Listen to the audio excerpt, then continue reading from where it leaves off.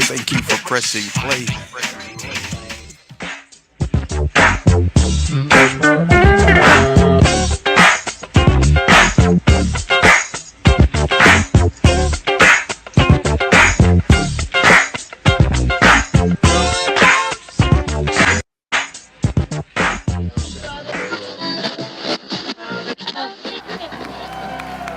Come on, somebody lift up a shout to the Lord.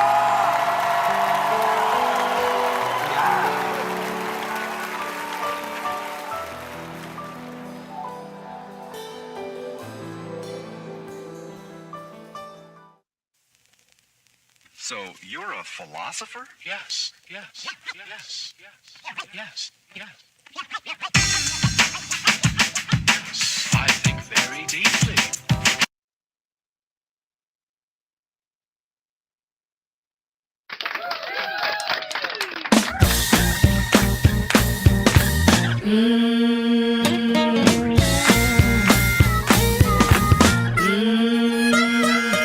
I need just a little more Jesus. I need just a little more Jesus. Sheldon, Sheldon, start up the mic then. We start up the mic them now. Sheldon, start up the mic then. We are gonna crank up the mic them now.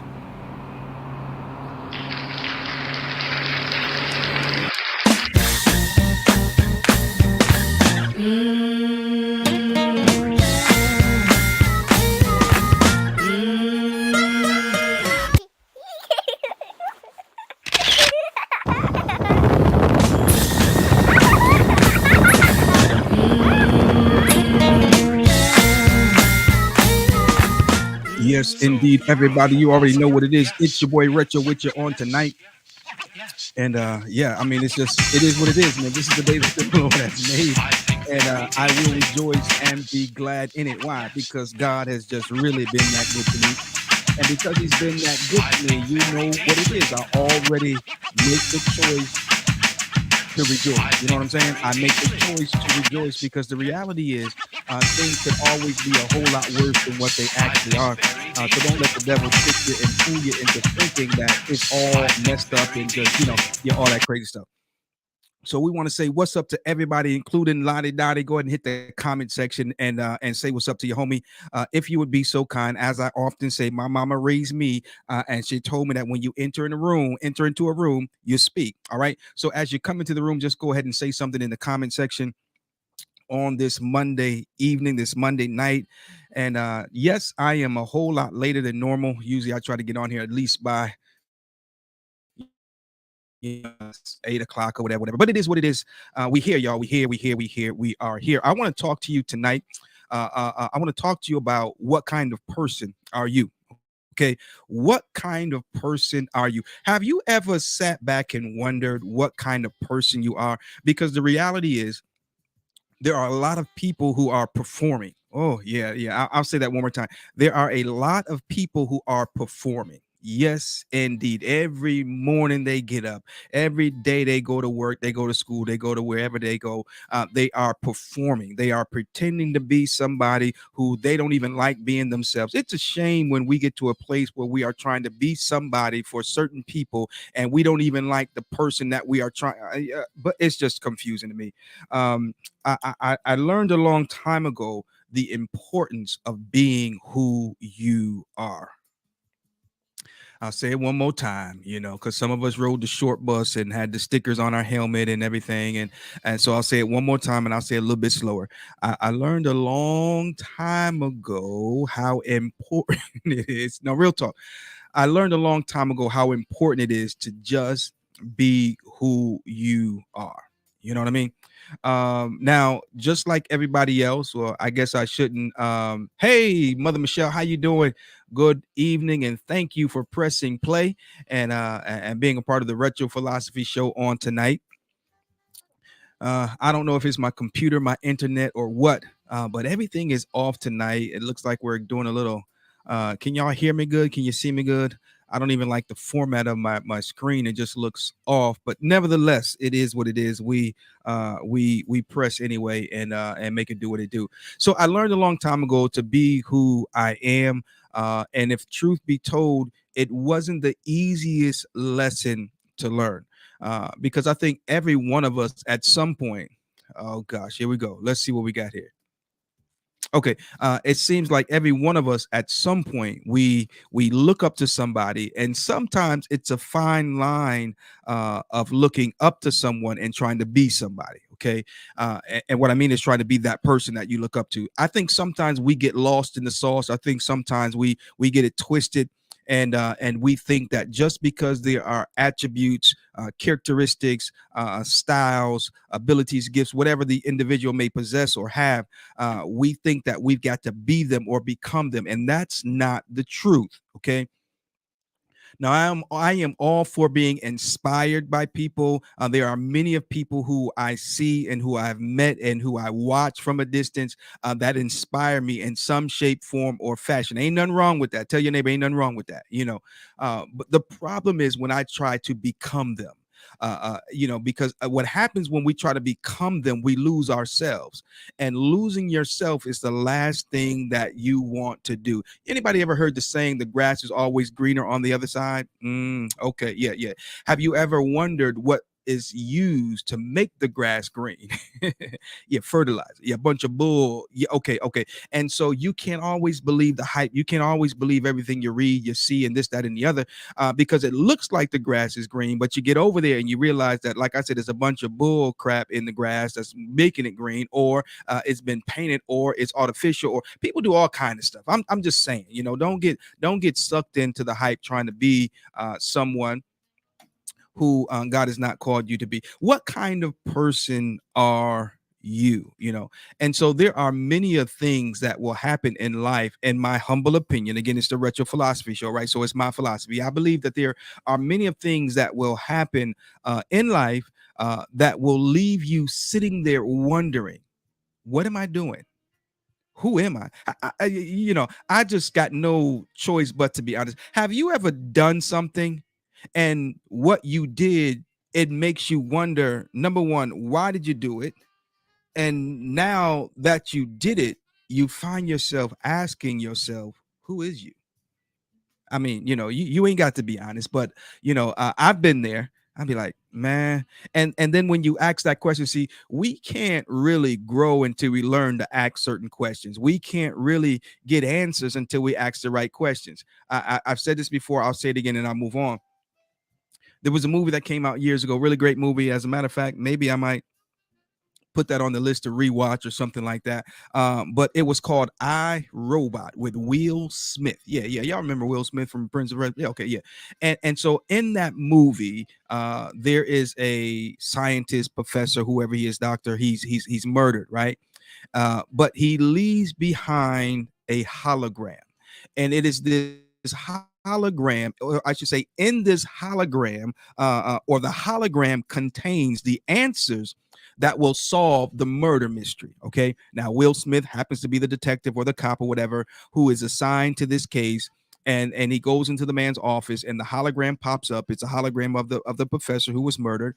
But Will Smith has to ask the right questions in order to get the right answers. Okay. And so sometimes we have to ask ourselves certain questions before we can get certain answers that will lead to our growth, our success, our happiness, our peace, and the list goes on and on and on and on. So there have been times in your boy's life where I found myself doing something. I find myself in the midst of something that caused me to ask the question, dude, what are you doing? Who are you? Because what happens is the enemy is always after not so much one's ability, but one's character. because everybody's gifted, and so he got gifts, you know what I'm saying? And so he's not impressed with your gifts or by your gifts, and he's not necessarily coming for your gifts, but he is coming for your character, because he knows if he can get your character, your gifts won't mean nothing. Okay. And so it is extremely important that we remain who we are in the process of growing, in the process of growth. Okay.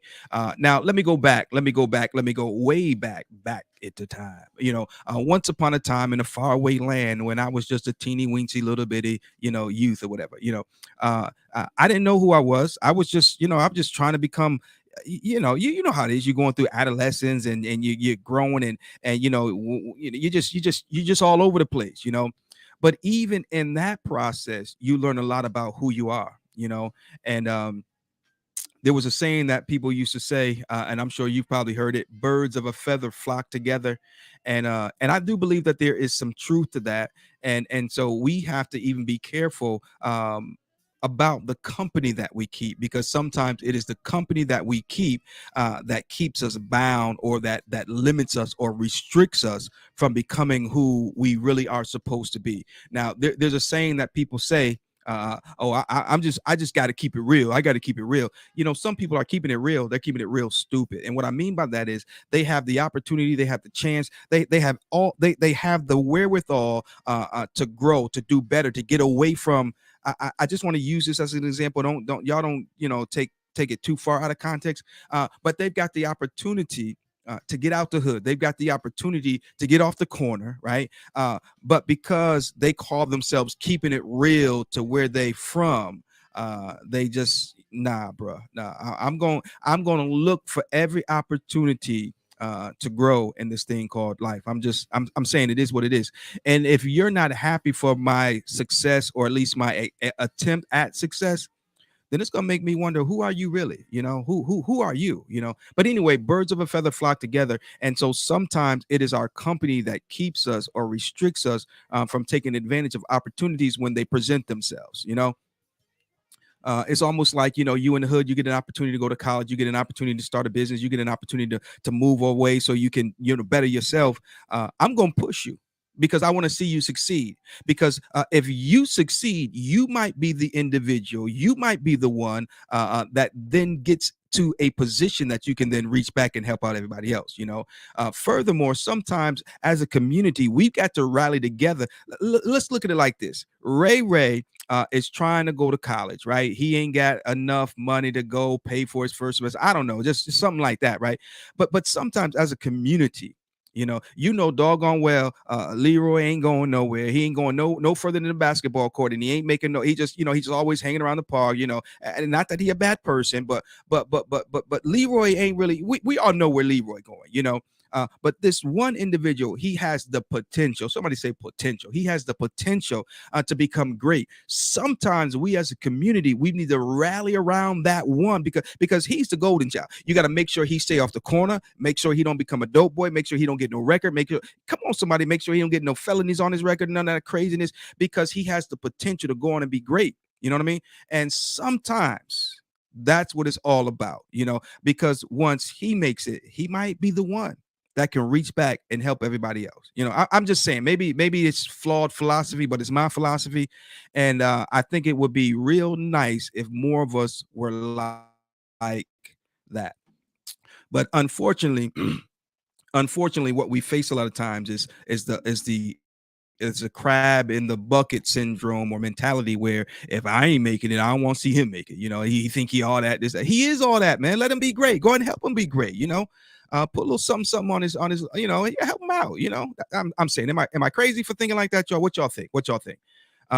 Yeah. So anyway, what kind of person are you? Now, I want to talk about this real quick, because y'all know doggone well that y'all know some folk where it's like, I don't know who they is today.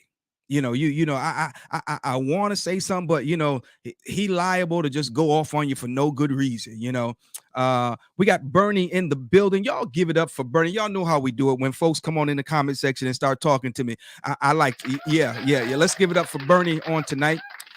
He says, when we learn that God is our identity, our mindset changes, and we can continue walking regardless the outcome, because we know the end result with God. Now, Bernie, I can get with that 100%. Yes, indeed. Yes, indeed. And so we must learn that our identity is not in our jobs or our careers, not even in our relationships, but our identity is in God. And so what happens a lot of times is, we get brand new, we get, all that stuff because of the position we have, the job we have, the money we have, the friends we have, this, that, and the other. And so anytime we come to the table, we bring what we have to the table and not who we are. And I think we've got to be careful. I think we'd be better off choosing people based on who they are versus what they have, because a lot of times who they are changes based on what they have. So if who I am is based on what I have, then I'm limited to what I have. But if who I am is based on who I am, then what I can have is limitless, if that makes sense. Because here's the deal: we got to understand. Many a times doors are open for us. Many a times opportunities are presented to us because it rains on the just and the unjust, right? But it is our character that maintains or sustains the favor that we've been presented, the door that we've been able to walk through, so on and so forth. You understand what I'm saying? And so, what kind of person are you? So thank you for that comment, Bernie. We must understand and learn that our identity is in God and our mindset. Now that's powerful right there. We can take that and we can preach for about 30-40 minutes easily. The mindset. Okay. Because here's what we've got to understand. One's perspective will be one's reality, or one's perspective is one's reality. That's what I always say. All right. Y'all can quote me. I'm gonna get a t-shirt and say, all right, one's perspective is one's reality. Now, so we're talking about the mindset, right? And so if I understand that my identity is in Christ and not in the things that I possess, because the Bible tells us, what profit a man to gain the whole wide world and lose his soul? If I were to sell my motorcycle, right, get rid of my motorcycle, or let's just say it this way: if I no longer have my motorcycle tomorrow, will retro still be retro? You doggone Skippy, I is. If I were to lose my job tomorrow, would I still, you doggone, I'll still be me. There are some people, as long as they got the job, as long as they got the upper hand, they're nice. Why are they nice? They're nice because everything is working in their favor. They're nice because they stand above you. But let things change, and now all of a sudden, for whatever reason, now you have the upper hand. Oh boy, folk get different. Folk get funny. They show you a different side, but we've got to understand that our identity is in Christ, and it is a mindset.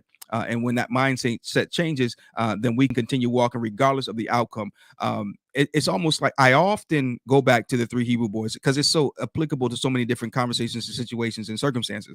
But the three Hebrew boys, they were thrown into the fiery furnace. And the reason why they were thrown into the fiery furnace was because they refused to bow down and worship the graven image that King Nebuchadnezzar set up. But the part that I like is not even so much that they survived the fiery furnace, which is awesome all in and of itself. But what really impressed me, folks, is when they said to King Nebuchadnezzar, they said, look, King, they knew what was facing them. They knew that furnace was right. They knew what was getting ready to happen. And they said, we're not going to bow. Even if our God does not deliver us, we're still not going to bow. Now, see, they understood that their identity was not in what they did. It was not in who they were connected to. Because if you search the story of King Nebuchadnezzar and the three Hebrew boys, King Nebuchadnezzar, he sought out the best of the young men, right? And so Shadrach, Meshach, and Abednego were amongst that number, as well as Belshazzar, which was Daniel, was amongst that number, right? So these were some of the top of the top young men.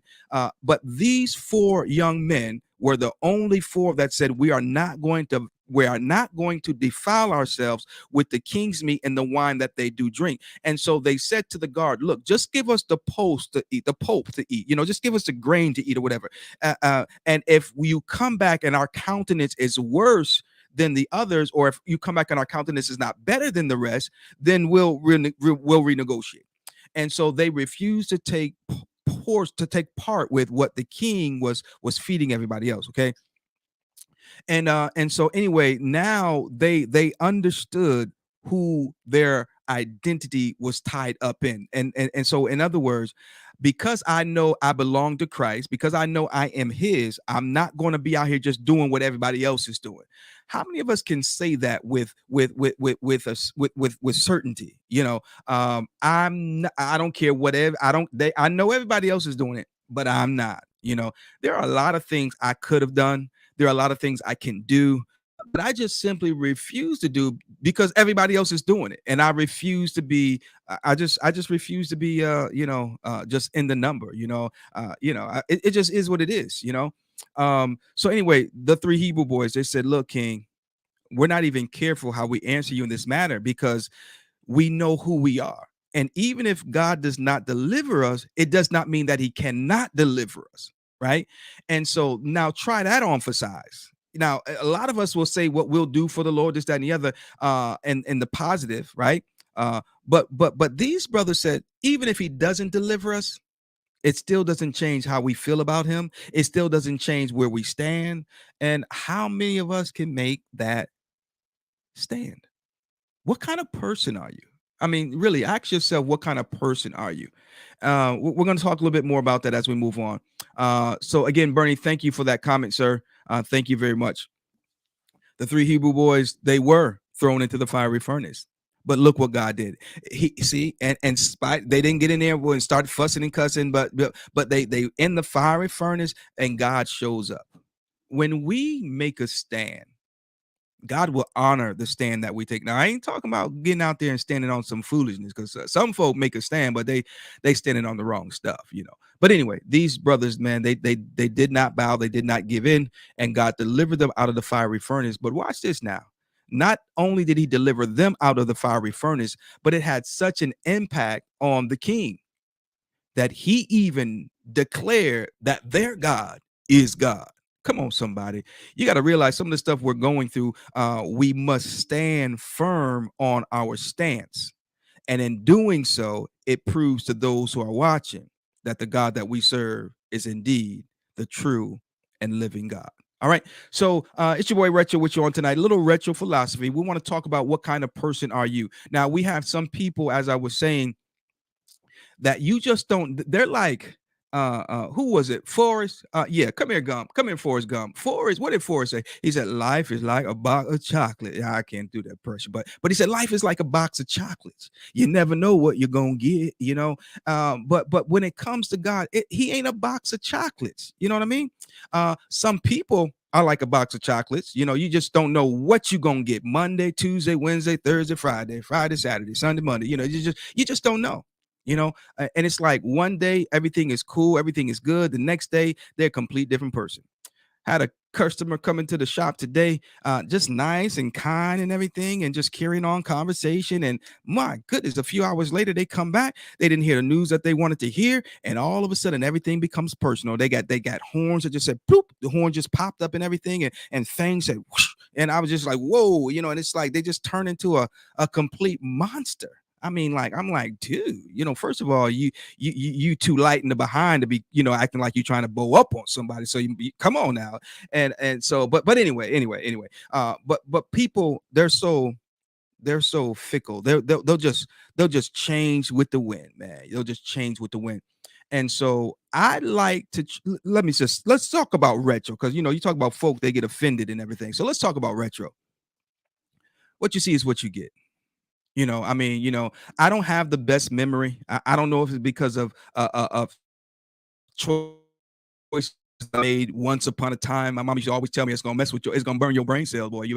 And sometimes I think she was right, but anyway, I say all that to say this: I don't have the best of memory. And in order to be a liar, you got to have a memory, because you got to keep up with all them lies, So when it comes to your boy, man, what you see is what you get. I ain't got time to be telling a bunch of lies, because it's too much to remember. And I ain't trying to forget one and get tied up in one and So I'm going to just tell the truth as it is. If I say it, then I don't have a problem standing on it. Now I could say something or and I could be wrong. I could be completely wrong, and I don't have a problem saying, "Yo, man, my bad, man. I was wrong. I apologize." I don't have a problem apologizing. I really don't. Now you're not gonna make me just back up on what I believe. But if you can prove me to be wrong, then hey, it is what it is. What's good for the goose is good for the gander. You know what I mean? But what I'm saying is, what you see is what you get. You don't. You're not gonna go to. I happen to pastor Upper Praise Ministries. Most of you guys know that, right? And if you show up on a Sunday morning for service, the brother, and that's me, that you see up at the pulpit preaching, teaching, or whatever, it's not like you're gonna see one dude on Sunday. You see me out, Walmart or wherever on my bike, or at some kind of bike function on Friday or Thursday or whenever. The same two people you see ain't gonna be much different. Maybe my fit might be a little bit different, because sometimes I like to throw on a little garment or maybe a little three-piece or whatever. Sometimes I get jiggy. Sometimes I just throw on a fit and get to church and preach, but in terms of the character, in terms of the person, come on now. I'm the same, wherever you see me at, I'm gonna be the same. Have you ever saw somebody at work? You knew somebody at work and they were one way, and you saw them somewhere else in a different environment, and you couldn't believe it was the same person? Because they had a different tone, a different sound, a different disposition, a different outfit, a different look, or just you. If you didn't know no better, you wouldn't even thought it was the same person. What kind of person are you? Are you consistent at being you? Now let's keep it real. We grow. When you know better, you do better, right? That's what they say. When you know better, you do better, and I like to believe that to be true. So there have been times, or let me say it this way: there should be change in the sense of, in the sense of growth. Okay, the Bible says it this way: when I was a child, I thought as a child, I understood as a child, and I spake as a child. But when I became a man, I put away childish things. Let me give you a real strong indicator that some folks are not men, they're just big boys. Because when they don't get their way, they take they take the baseball bat and the ball, and they go home. Ain't nobody gonna play if I can't win. In other words, it's got to be their way or the highway. That ain't a man. That's a big boy. Yeah, that's a big boy in man's britches, but he ain't got the heart of a man. Because when a man is wrong, he ought to say, you know what, I was wrong. But my point is, for the sake of growth, when you know better, you do better. Some people are stuck like Chuck because they refuse to accept the fact that I was wrong. And I found out that in life, it's not always about you being right all the time. Y'all help me out. What's more important than being right all the time? What would you say is more important than being right all the time? I know most of y'all might not go ahead and jump in there and comment, but I wonder if at least one of you would tell me, in your opinion, what's more important than being right all the time? Because I preached a message one time: failure in order to succeed. And so sometimes the success is not always in being right. Let's zero this thing into as it relates to relationship. Okay, I'm gonna throw a plug in real quick. Y'all make sure y'all go over to the Facebook group. What's Love Got to Do with It? Hit the join button and become a part of that platform there. Normally on Fridays, my wife and I, we go live and we do some videos and things like that pertaining to love, relationship, and family. But anyway. What was I saying? So as it relates to relationships, right? This is something that we could definitely dive in and deal with on the What's Love Got to Do with the page. But anyway, as it relates to relationship, you can't be stuck on the fact that I'm the man, and I'm right. No, sometimes you're wrong. But what's more important than being right? Come on now, we got the one and only, the evangelist in the building. Y'all give it up for the one and only Diane Miller. In the building. What's going on, Evangelist Miller? Knowing the truth of the matter, and the truth shall set you free. But really, knowing the truth of the matter. Sometimes we want to be right, but what's more important than being right is knowing the truth of the matter. Because I was mad at so and so. I was mad at so and so. But the truth of the matter is, what happened was out of their control. What happened had nothing to do with them. And so the truth of the matter will shed a different light, and you will understand that you really don't have a right or a need or grounds to be mad with them. And so you bow out gracefully and say, I'm sorry. See, because you were mad at them based on what you heard or what you thought. But when you got the truth of the matter, now there's no need to be mad. And so now you got to do the grown man thing, the grown woman thing, and do what a lot of folk won't do. It's called apologize. I said it. I said it. I wish I could say it in multiple languages. It's called apologize. Mother Michelle said, having peace, being comfortable, not in conflict. Now that there is for grown folk right there. Okay. Now them little babies, they don't want to hear that. They're not gonna grab hold to that. They'd rather be right, even if it means burning the house down. They got to be right. No, it's not about being right all the time. Sometimes what we need to learn is the art of compromise. Ooh, my goodness. Who was it? Marvin Gaye, I think it was. We make up to break up. That wasn't Marvin Gaye, was it? But anyway, see, sometimes you done got all mad with each other, and you so stuck on being right. Mother Michelle, a woman of wisdom, says having peace and being comfortable and not in conflict is more important than being right. Let him be right. Let her be right.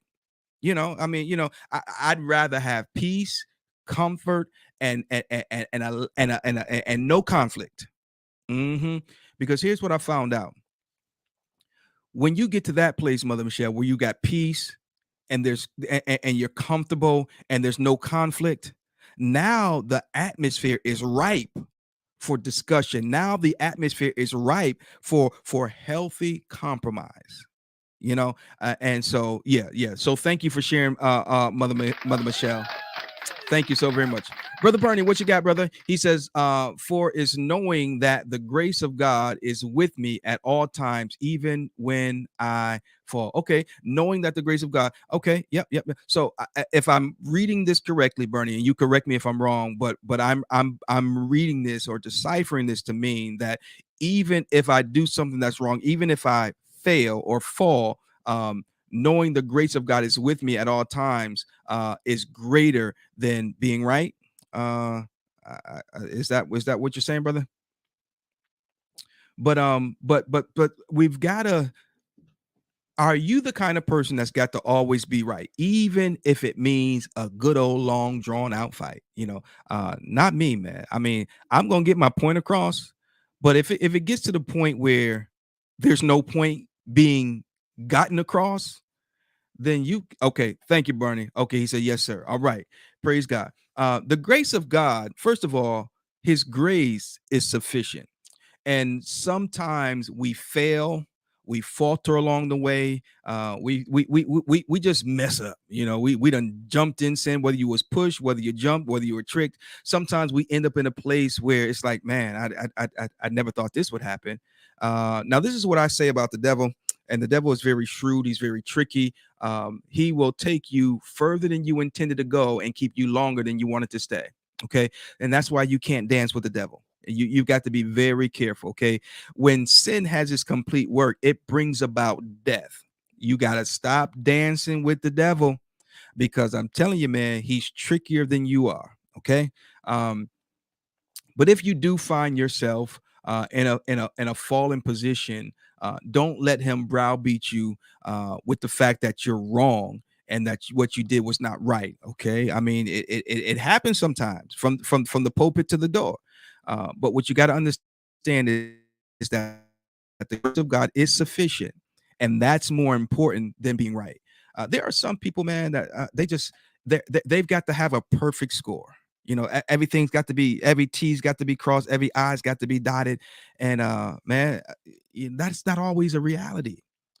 And just because something is out of place, you can't function. Nah, thank God for grace and for his mercy. Thank him for another opportunity. And just, Lord, help me do better the next time. I mean, get up, dust yourself off, and keep it pushing. Now, this is not the kind of And me saying this, I'm not saying that you can just go out there and start sinning and grinning and just, do your thing anyway, because Retro said the grace of God is sufficient. It is sufficient, but sufficient grace does not mean it's a right to just sin and just do whatever you want, with who you want, when you want to do what you want with. No, it don't mean all of that, Don't tempt the Lord thy God. Now if you fall, he's faithful and just, and he will forgive us.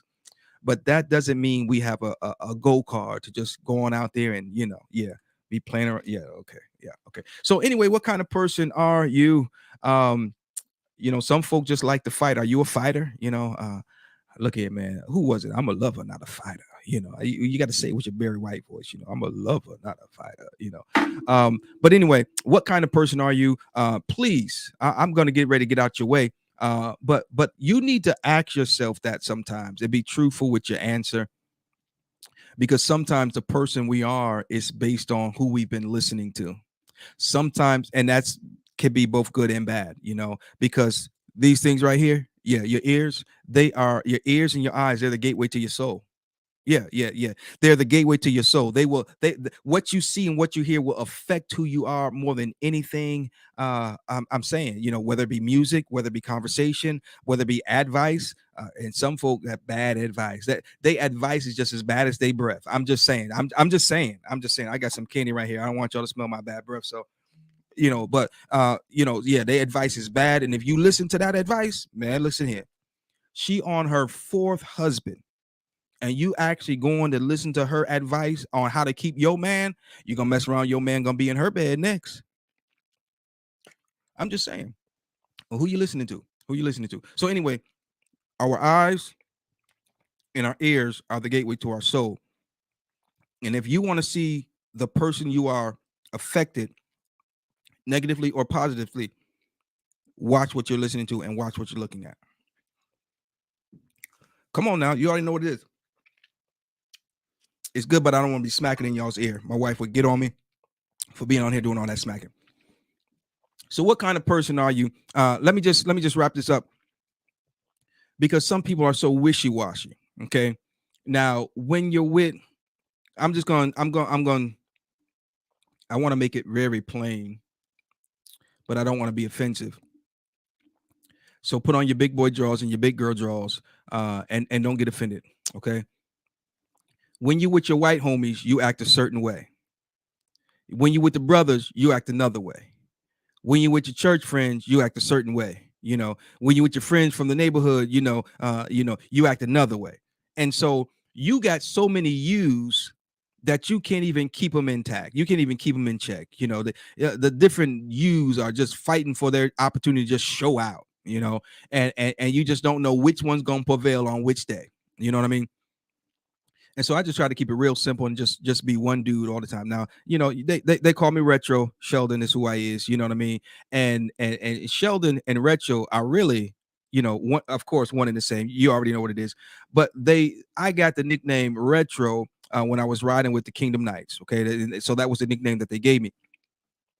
But that nickname derived from who I is. Come on, somebody. And so I don't get it twisted and forget which one I am. I can come on now, whether Sheldon or Retro. Come on now. It just depends on when we met and maybe where we met. But the individual is the same. You can be like, yeah, I know this guy named Sheldon. Y'all been knowing for a little while, and they say, oh, well, yeah, that sounds like a guy I know. Do they call him Retro? Because y'all will both be describing the same person. You know what I mean? So what kind of person are you, man? You don't be one of them folk with all them different personalities. They got to get a permission slip to see which one gonna prevail on today. Just keep it real as best you can. Am I telling the truth though, Bernie? Am I telling the truth? Sometimes folks is just, my goodness. So something happened to me today, right? And it was so, in my opinion, it was just terrible.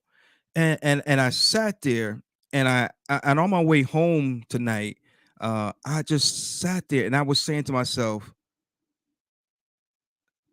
their attitude was so bad, and they just acted such a fool. It made me search myself. it literally made me search myself, man. And I don't know if you ever dealt with somebody that was so terrible that it just, it's like, God almighty, it's just, man. So I want to be the person, and if you know me, you know this to be true, to make you laugh, to make you feel encouraged, to empower you, because my mother used to say you get more bees with honey than you do vinegar. You know what I mean? And then I heard a message one time, the late elder Marshall Taylor. He used to come to New Hope Pentecostal Church on a regular basis, and he would preach the paint off the walls. But I remember he preached a message one time. I don't remember the title, but I do remember the message. And in this message, he was talking about praise changes things, and he began to break it down in the sense of instead of tearing somebody down, praise them. Right. Because if you praise them, it will produce more. OK. And the example that he gave was I believe it was the woman couldn't cook, or the husband couldn't cook, or whatever. And so even though she burnt the black eyed peas, the man didn't say, "Oh, you burnt the black eyed peas." She did good on the toast. So he began to praise her for how excellent she did on the toast. And as a result, her esteem, began to pick her up, and she put a little bit more effort into black eyed peas the next go round. And so the example that he was given is that praise changes things. Okay, not only as it relates to people, on a interpersonal relationship, but as it relates even to God. And so now here you are, you're having a bad day. And this is something that I tell my kids all the time, more so than now, because they grown now, But I used to tell them all the time, don't let a few bad moments ruin an entire 24 hours. Go ahead and release a praise and turn this thing around. You know what I'm saying? And so we've got to be those kind of people. At least I want to encourage you to be that kind of a person. And I get it, it's more difficult with some folks, but still, praise changes things. There are some people, they always point out the negative, and they're constantly downing people, and just, what do they call them, Debbie Downer. Now let's not get it twisted. There are situations, there are times when it is necessary to call a spade a spade. Yeah, because there are some situations where you got to tear down so that you can rebuild. Because if you got, and the tearing down a lot of times has to get to the mindset. There are habits, there are mistakes, but then there's a mindset. And if you have a habit, let's say, I don't know, smoking or whatever, you have a habit, and so you do it to get relief or whatever. But a mindset, it's like you can't do without it, and it's just a different situation and scenario, And so sometimes things have to be addressed; they have to be called out, and then after that is dealt with, torn down, that stronghold, then you can rebuild. Okay, I never forget one day I saw a building, and it was a beautiful building. And next thing you know, I seen a for sale sign on it, a sold sign on it. And then shortly after, it was just gone. They tore it down. And I was like, man, that was a perfectly good building. They could have just, maybe painted or whatever. Nah. It was easier for them to rebuild from the ground up. They laid a firmer foundation and put a whole new structure up. And I remember I was talking to somebody who I guess had some kind of background in construction, and that's what they was explaining to me. They said sometimes it's cheaper to just tear it all the way down and then rebuild than to be going through trying to fix stuff that ain't up to code and this, that, and the other. And so it is, even when we're dealing with situations and even people, you can't just go in there and paint over that stinking thinking, because that stinking thinking is going to bleed through, and before you know it, it's going to need another paint job. So sometimes you got to address some things and call a spade. But after addressing it, you then rebuild and make it even bigger and better. Okay, so I hope I didn't lose you on that. But again, some people are constantly pointing out the negative for no reason but to point out the negative. They're not pointing out the negative so they can pull down the stronghold and rebuild. No, they're gonna leave you. They're gonna leave you in the dirt. They're gonna leave you where you at and dare you to try to get up. Nah, man. Take that brother by the hand. Take that sister by the hand. After you tell them about themselves, and don't do it to embarrass them. Don't do it to throw them underneath the bus. If you gonna call me out, call me out. You know, but don't call me out for the purpose of just trying to embarrass me. You know, you calling somebody up, but yet still you're not offering any solution. Man, look at here, man. If you ain't part of the solution, then you part of the problem. You know, just pointing people's faults out, but yet still you can't offer them nothing to. Okay. I better get on out of here, y'all. Let's see here. My brother here says we have to always remember that with God, our life don't fall into pieces. It falls into place. God has. I like that, Bernie. I think that might be the first time I've heard that. I think that might be the first time I heard that. With God, our life doesn't fall to pieces. It falls into place. God has the control. That's good, Bernie. Thank you very much on that one right there. See, what we have to understand is that the book of Romans is true. Chapter number 8, it says, and we know, not think, hope, or guess, but we know that all things work together for the good to them that love God, to those who are the called according to his purpose. And since I said that, and what is that? I said love. Okay. Because see, love is the ultimate. All right. And when we love God, man, it's a powerful thing because love covers. Okay. Love doesn't necessarily condone, but love will cover. Okay. And what I mean by that is I love my children. I love my family. I love my friends. I love who I love. Okay. And because I love them, I'm going to cover them. I'm going to keep them from becoming exposed. Now I may blast them, but you better not blast them, because I'm blasting them to tell them about themselves. I'm blasting them to sometimes you got to just rip that Band-Aid off, but ripping the Band-Aid off is being done in a safe place, if that makes sense. And yeah, so anyway, love covers. So I'm covering them. I'm not condoning what they're doing. Have y'all ever had a friend like that? Or family member, whatever, I told you, or maybe you were the one that was telling them, you told them about themselves. Now you brought them behind closed doors, because what you had to tell them was nobody else's business, because other folk hear that, then they're gonna just run and gossip, this, that, and the other. But you're telling them like it is so that they can get themselves together. And I like those kind of people. To be real, I need those kind of people. I don't need those kind of people that's going to be around me for what they can get. I call them leeches and stuff like that, or users. They're just using you. But I need somebody that's going to tell me about myself. I see a lot of these people, and I'm just going to be real. It is what it is. I saw a lot of these so-called. I'm not going to say so-called. I've seen a lot of prophets and pastors and these. We had these superstar preachers and everything. I saw a lot of them, and they begin to grow in fame and even fortune, status and platform and so on and so forth. But they were the kind of people, and a few of them that I've met and known personally. A few of them, though, you couldn't tell them nothing because of who they had become, and you better not try to call them out. And as a result, you see, you got to realize God always sends a warning before he sends his judgment. And there were some of these jokers who you saw them in public places in terms of the internet and things like that fall. Yeah. I mean, and fall deep and hard, but when you don't have people around you that can call you out, and not for the sake of embarrassing you or anything like that, but for the sake of safety, then you're setting yourself up for a fall. You really, really are. So I like to have people around me that if they see me going wrong, they say, look, dude, I know you think you're doing your thing, but listen to better reasoning.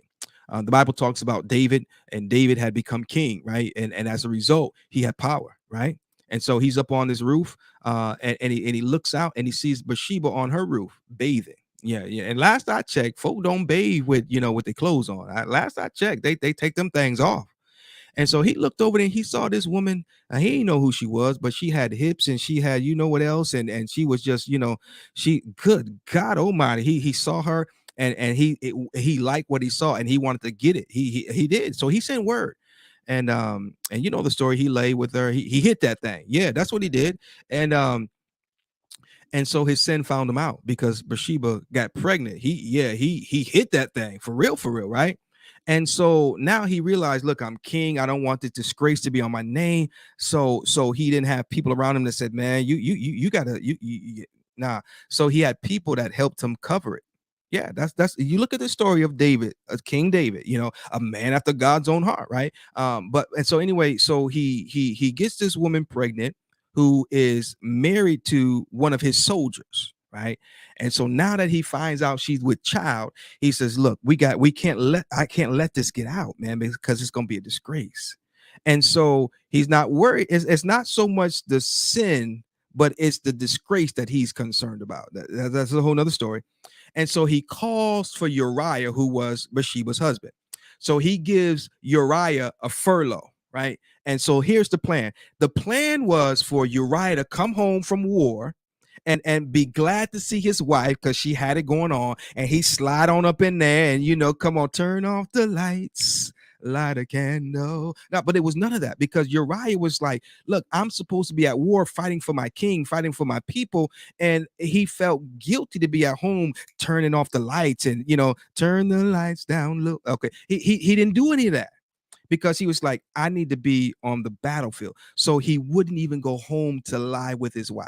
David was hoping he'd go home, hit that thing. And then when Bathsheba said, oh, I'm pregnant, that Uriah was like, well, you my wife. And I, so obviously it's mine, right? He was trying to size the man up for a jacket. Where my Rastas at? Where my Jamaican folk at? They call that a jacket.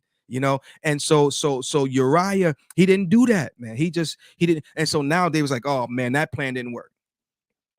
So David could have just, confessed his sin and just got it right then. But he didn't. He came up with another plot. And now the plot thickens. The plot thickens, y'all. And so you know what he does? Because that didn't work. He says, okay, here's what I need you to do. He gives Uriah a written message to give to the guy who was over the soldiers. What do you call that? I don't know. Anyway, he says, Uriah, I want you to take this message and I want you to give it to so-and-so. And when Uriah brings the letter to so-and-so, so-and-so opens up the letter, looks at Uriah, looks at the letter, looks at Uriah, looks at the letter, looks at Uriah and says, God Almighty. And so the letter says for him to put Uriah on the hottest battle, where the heat of the battle is. That's where I want you to have Uriah be posted up at. And then when he gets there, I want you to cause the rest of the troops to fall back. Yo, that's grimy right there. That's just low down and dirty, right? And so guess what? It worked. So Uriah gets up there to the heat of the battle and he's fighting and he looks back and all his boys ain't where they once were because they had gotten the memo that he didn't get, right? So now Uriah dies in battle. He dies with honor because he died fighting for his people, fighting for his king. You know what David did? David says, okay, now that he's dead, now I can take her, because you can't take another man's wife for your wife just because you hit that. First of all, you shouldn't have been messing with it.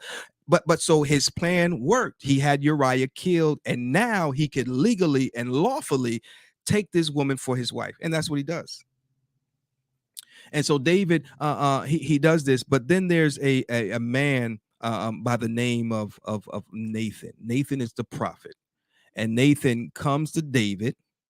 And Nathan gives David a story. I'm talking about having people in your corner, people around you that even though you are in position will tell you about yourself. Now, Nathan didn't come to David arrogant because he knew the tea. Come on, somebody. See, some of y'all want to be able to tell folk about themselves because you know their secrets. But anyway, that ain't what Nathan did. Nathan goes to David and he gives David, he puts a story before David. Now, mind, David was a shepherd. Well, he was a shepherd boy. He took care of sheep. So he understood the relationship and the sacrifice and he understood all of that. And so Nathan tells David about this one young man who had the Bible King James Version called it a ewe lamb, a little bitty lamb, right? And he says that this man has this ewe lamb and he raises it in his house as though it was one of his own children. And the king has a visitor coming through town to visit. And because this visitor is coming, he sends for that man's little bitty lamb. Now he has cattle and he has lamb and he has all these animals. Instead of going into his flock to grab one of his, he doesn't do that. He goes and he takes this poor little man's one little lamb, takes it, kills it, and prepares it for the visitor. And David was outraged. He said that man should be put to death. And you know what Nathan does? Nathan looks at David and simply says, "Thou art the man." Y'all missed that. He said, "Thou art the man." So what we learn from that is, number one, we owe it to those we are associated to. We owe it to those we are connected to tell the truth, regardless of how ugly it might be. Number two, telling the truth doesn't mean you got to embarrass anybody. It doesn't mean you got to be mean. It doesn't mean you got to try to bribe or no. Nathan went to him so diplomatically, and he delivers this message with such grace and such empathy and sympathy, because he saw that David was becoming a king that he should not become. And so he could no longer sit by and say nothing. So he went to him, and David repents. And for my Bible thumpers out there, you know that Psalms 51 was a result of that conversation between David and Nathan the prophet. Yeah, he goes and he cries out to God, "Against thee and thee only have I sinned and done this evil in thy sight," and so on and so forth. And so we've got to use wisdom, folks. The Bible tells us in the book of James, I believe it is, if any man lack wisdom, to let him ask of God. Why? Because he gives to every man liberally and upbraideth not. Now, I didn't get on here to have Bible study, but it fell out, so it is what it is. So I guess we had a little brief impromptu Bible study. Okay, so y'all learned a little bit about Nathan and David and Bathsheba and Uriah. And it is what it is. So it's your boy Retro. What kind of person are you? Are you the person that will sin and just keep on grinning? Or are you the kind of person that even if you do sin, because I mean, the reality is we don't just wake up one day and just say, "I think I'm going to go sin." I mean, I don't think, especially a Christian who is supposedly have a relationship with the Lord and supposed to be being led by the Spirit and not by the flesh, right? I don't think we just wake up and say, "You know what, it's Friday. It's gonna be, I know Friday night just got paid," you know, but I don't think we just get up and say, "You know what, I think today's a good day to sin." It doesn't happen like that. It happens over time. We gradually become desensitized to certain things. And another thing that allows us to fall into sin is we become intoxicated. You go out there and you get that Mad Dog, what is it, 2020, Mad Dog 2020, I think it is. Back in my day, they used to have this thing. We used to call it liquid crack. It was, what was that thing? It was, you got the Mad Dog 2020. It was, Cisco. Whoo, my, that stuff was crazy. It was crazy. I mean, okay. Anyway, and so if you drink that stuff, shoot, you ain't even got to go to that cheap stuff. You can be high in acidity on your wine, your red wine or your white wine or whatever. But you drink too much of it, you're gonna be intoxicated. You're gonna become intoxicated. Your ability to process thoughts, it begins to diminish. It begins to diminish, I should say, or and so because you have now become intoxicated, right? And so many a times people become intoxicated on their own stuff. Yeah, because I sing so well, because I'm so handsome, because I'm so pretty, because I'm so voluptuous, and now you act like your poop don't stink, because you don't became intoxicated on your own stuff, And they used to, back in the day, they used to say, "Don't get high on your own supply." It was many of folk out there getting high on their own supply. They're getting drunk as a skunk, and they are intoxicated. And as a result, the enemy is able to just have his way in certain situations. So I say, let's see here. Yeah. And so we've got to be very, very, very careful. Okay. In the words of Roger Rabbit, be very, very careful, because ain't no fun when the rabbit got the gun. You know what I mean? And so, as I said earlier, the devil will take you further than you want, keep you longer than you intended to stay. Now you thought you was just going to get a little Netflix and chill, and now all of a sudden, something else done happened, right? And you're lucky if it's just a pregnancy, because shoot, the way things going nowadays, you might wake up with something or get up with something that's going to cause your other stuff to fall off. Man, you got to be careful out here, man. Shoot, all this stuff going around. I didn't get on here to talk about all this stuff, y'all. Let me see here. Should I shut up, y'all? What say ye? What say ye? So anyway, once we become intoxicated, man, you know, we're no longer thinking right. We're no longer able to, our reflexes are even affected as a result, you know. And I don't know if you ever seen a drunk person, they stammering, and you know, it's just a mess, y'all. It's just a mess. So yeah, don't be that kind of person to become intoxicated on your own. And I think I said this a while ago, on your own success. There are some opportunities that present themselves that really humble me. Yeah, that you know, there's a heavy concern that comes over me a lot of times when certain opportunities present themselves, because I realize with to whom much is given, much is required. You see, some of us think because I got the spotlight that it's my time to shine. No, it's not about your time to shine. It's how responsible are you going to be with the opportunity that you've been given? Each one reach one, each one teach one. But some of us, we want the platform so we can shine and say it's all about me, mine. And that ain't what it's all about. That you listening to the devil. Remember back in the day, we was talking about this earlier today about how in our day, you know, we get up on Saturday mornings about 6, 7 o'clock in the morning. It was cartoons and a big bowl of cereal. We'd be sitting down there. That's when you had that shag carpet and everything. You be laying down and watching. Back home, it was channel 61 because that was the Cartoon Network or whatever. And just cartoons all Saturday morning, you know. And my Fruit Loops or what was the other one? Fruity Pebbles, and yeah, had that big old the mixing bowl that my mama would make cakes out of and mix. Man, look at Mama still sleep because she worked all week and Saturday her day off, so she's sleeping late. And so now I just pour all that cereal. Me and my little brother, we run around the house in our Fruit Loops. So it's just you know, and a big old bowl of cereal, you know, and we just sitting down and watching TV and stuff. Cartoons. And so back in the day, like Tom and Jerry, you had a little devil over here, a little red suit and pitchfork and everything. And then over here, you had a little angel, a little white suit, and you know, a little halo around his head. And this one over here was always telling you to do the bad thing. And this one saying, don't do it. It's trying to tell you to do the right thing, you know. And so which one we gonna listen to? Which one we gonna listen to? You know what I mean? And so we got to listen to what thus saith the Lord, folks. We got to listen to what thus saith the Lord. All right. And on that note, we're gonna get ready to get out of here because I hear the voice of the Lord saying it's time to shut it down. All right. It's time to shut it down. So what kind of person are you? Let's see here. Brother Benny, he says we have to always remember that with God, our life don't fall. Okay. Yeah, that's what let's see here. For whatever reason, that just re-popped up there. But nevertheless, it's true. All right. All right, y'all. I'm going to get out of here. I thank you for pressing play, being a part of the Retro Philosophy Show on tonight.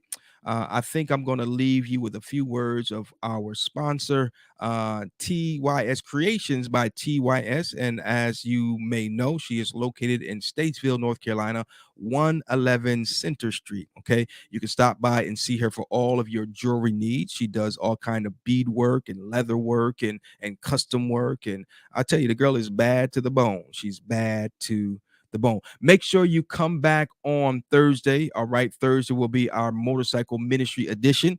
All right. So if you know anyone who is a part of a motorcycle ministry or would like to be a part of a motorcycle ministry, make sure you tell them about the Retro Philosophy Show motorcycle ministry edition. All right. Thursday at 8 o'clock. All right.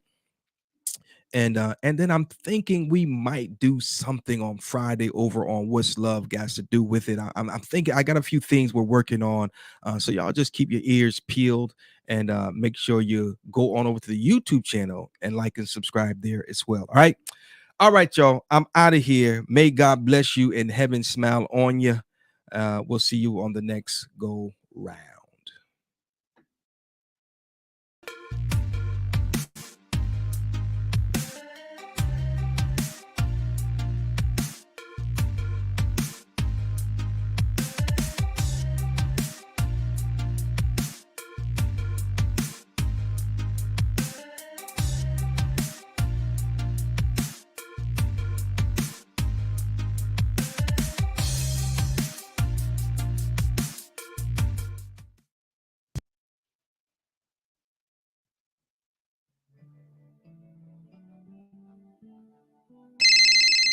So you're a philosopher? Yes. Yes. Yes. Good evening, good morning, good night, good day. It's your boy Retro. Thank you for pressing play.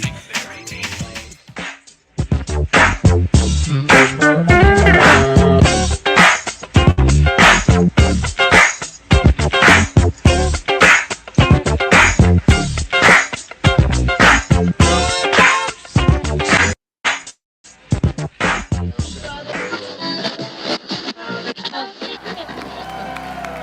on, somebody lift up a shout to the Lord.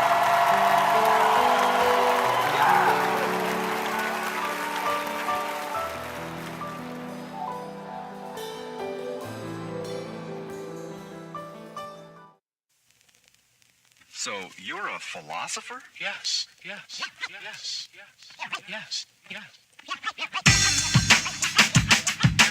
I think very deeply.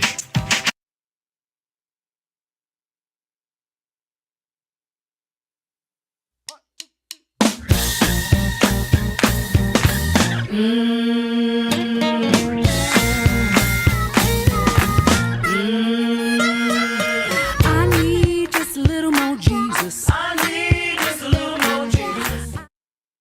Sheldon, Sheldon, start up the mic then. We start up the mic them now. Sheldon, start up the mic then. We are gonna crank up the mic them now.